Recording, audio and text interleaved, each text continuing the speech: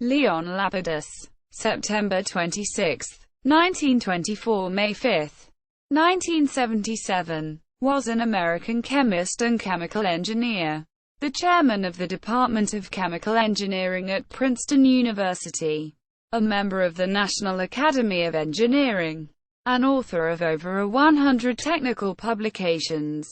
Lapidus was noted for his work in the application of computer techniques to chemical engineering, for which he was honored with William H. Walker Award of the American Institute of Chemical Engineers. His distinctions included the William N.